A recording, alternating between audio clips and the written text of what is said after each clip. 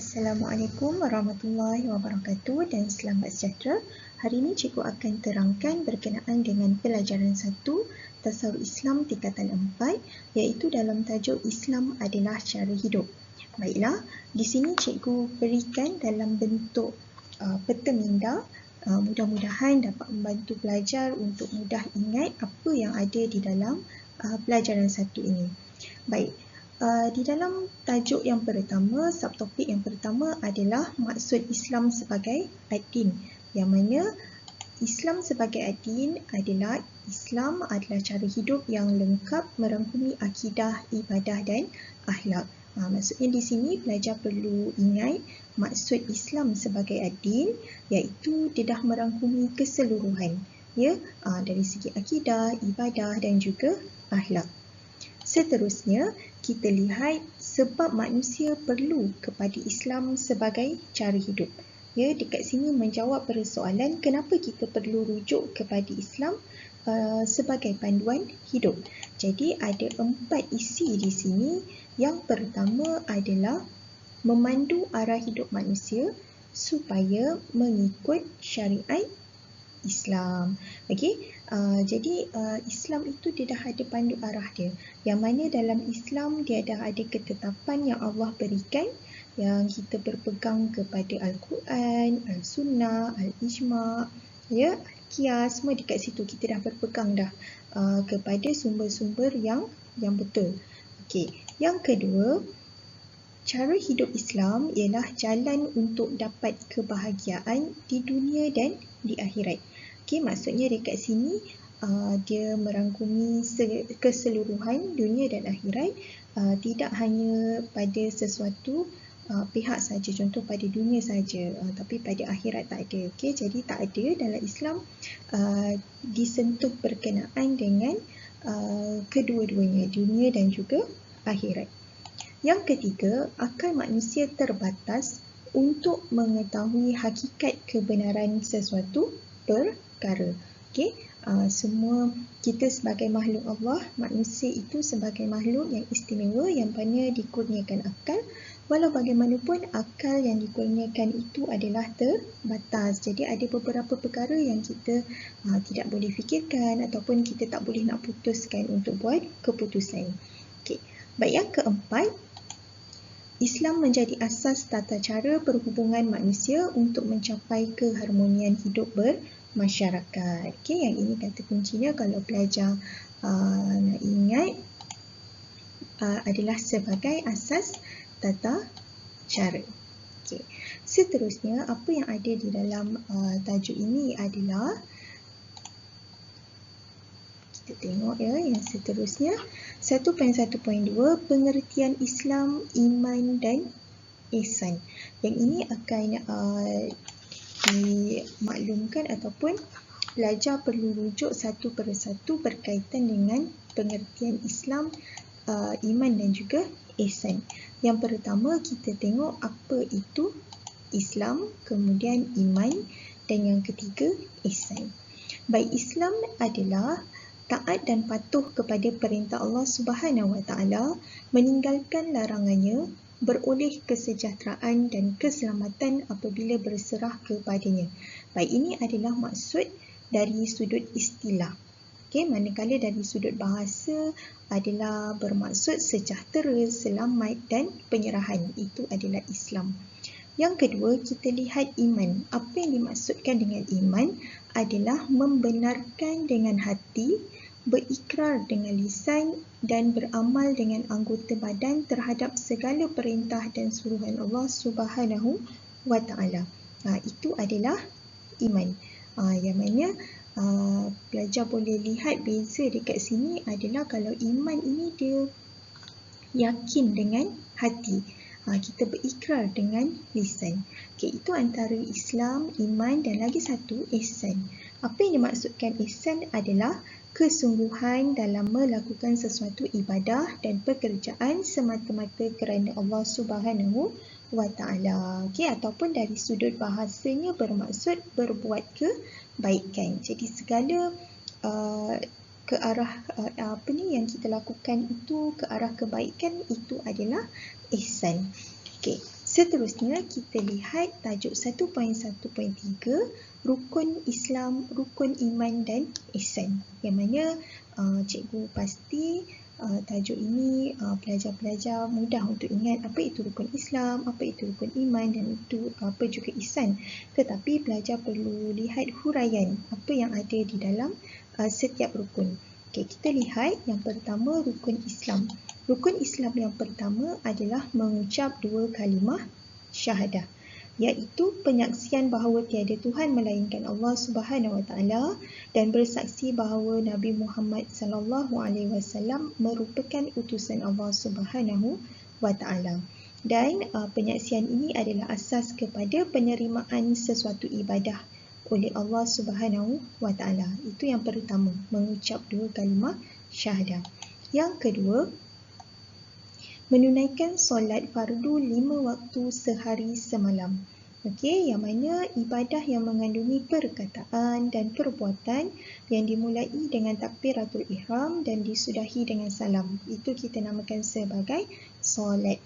Okey, 5 waktu itu adalah solat subuh, zuhur, asar, maghrib dan isyak yang wajib kita laksanakan. Baik, yang ketiga adalah mengeluarkan zakat. Yang mana mengeluarkan zakat ini adalah ibadah dengan cara mengeluarkan harta yang tertentu pada kadar tertentu dengan syarat-syarat yang tertentu. Zakat tersebut ialah zakat fitrah dan juga zakat harta. Itu adalah zakat. Baik, yang keempat, rukun Islam yang keempat, berpuasa di bulan Ramadan.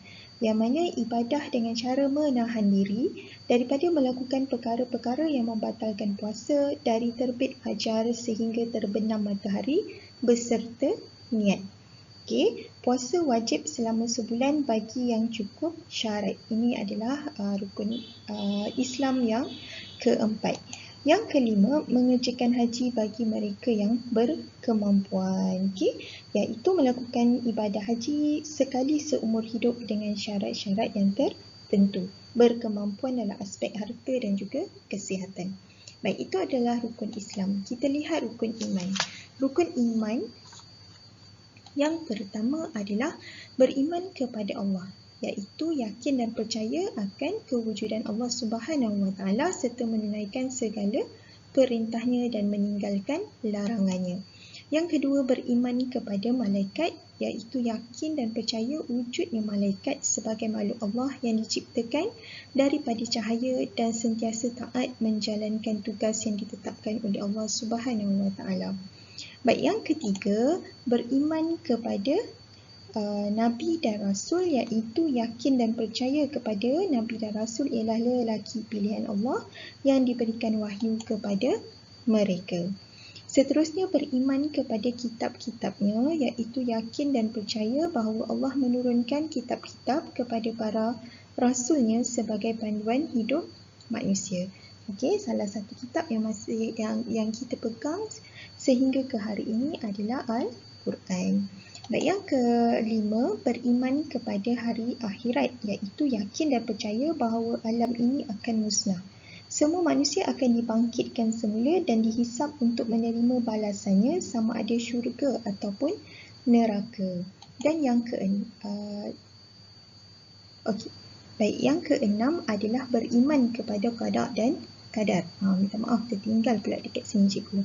Beriman kepada qada dan qadar itu adalah yakin dan percaya bahawa segala yang berlaku kepada manusia dan alam keseluruhannya telah ditetapkan oleh Allah Subhanahu Wa Taala. Baik, itu rukun iman. Rukun Islam ada 5, rukun iman ada 6. Yang ini cikgu tertinggal 1, iaitu beriman kepada qada dan qadar. Baik, seterusnya kita lihat ihsan. Ihsan merupakan keadaan di mana manusia melakukan ibadah dan pekerjaan dengan penuh kesungguhan semata-mata kerana Allah. Ihsan terhasil daripada gabungan sifat ikhlas serta perasaan takut dan tunduk kepada Allah Subhanahu Wa Taala, dan ihsan akan mendorong manusia untuk sentiasa mempertingkatkan kualiti ibadah dan pekerjaan. Okey, baik, itu adalah rukun Islam, rukun iman dan juga ihsan. Okey, yang mana pelajar perlu lihat rukun Islam ada 5, rukun iman ada 6, yang ni cikgu tertinggal 1 iaitu beriman kepada qada dan qadar serta ihsan. Okey, seterusnya dalam pelajaran 1 kita lihat 1.1.4 kepentingan rukun Islam, rukun iman dan ihsan. Baik, kepentingan rukun Islam adalah asas ketaatan kepada ajaran Islam, menjamin hubungan baik antara manusia dengan Allah, merupakan kunci kejayaan di dunia dan di akhirat, membawa kebahagiaan dalam hidup manusia. Manakala kepentingan rukun iman adalah iman merupakan syarat amalan untuk diterima Allah. Rukun iman menghubungkan makhluk dengan Allah Subhanahu Wa Taala dari sudut kepercayaan dan keyakinan yang bersumberkan wahyu. Yang ketiga, menegaskan konsep mengesakan Allah Subhanahu Wa Taala sebagai ajaran yang dibawa oleh semua nabi dan rasul. Manakala kepentingan ihsan adalah merasakan Allah Subhanahu Wa Taala mengawasi dan melihat segala gerak-geri manusia sepanjang masa. Sebab itu kita ihsan itu adalah melakukan perkara-perkara kebaikan, sebab kita tahu bahawa Allah sentiasa mengawasi ataupun melihat segala gerak-geri manusia. Kemudian mengajar manusia untuk berbuat baik kepada manusia dan makhluk yang lain serta mewujudkan masyarakat yang harmoni. Dan subtopik yang terakhir dalam tajuk ini adalah Islam adalah cara hidup yang lengkap, yang mana ada beberapa tindakan ataupun perkara yang boleh kita lakukan untuk jadikan Islam sebagai cara hidup. Yang pertama, kita perlu membaca, menghayati dan mengamalkan Al-Quran. Yang kedua, menjadikan Rasulullah SAW sebagai contoh ikutan dalam segala tindakan. Yang ketiga, menghayati sirah perjuangan Rasulullah SAW. Yang keempat, menghayati sirah perjuangan para sahabat. Yang kelima, menghayati dan melaksanakan rukun Islam, rukun iman dan ihsan. Serta yang keenam, mendalami ilmu asas Islam yang terdiri daripada akidah, syariah dan juga akhlak.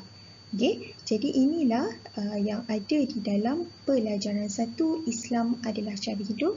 Okay, yang mana cikgu dah keluarkan di dalam bentuk peta minda. Jadi mudah-mudahan dapat membantu pelajar untuk mudah mengingati apa yang ada di dalam tajuk ini. Sekian dulu daripada cikgu. Assalamualaikum warahmatullahi wabarakatuh.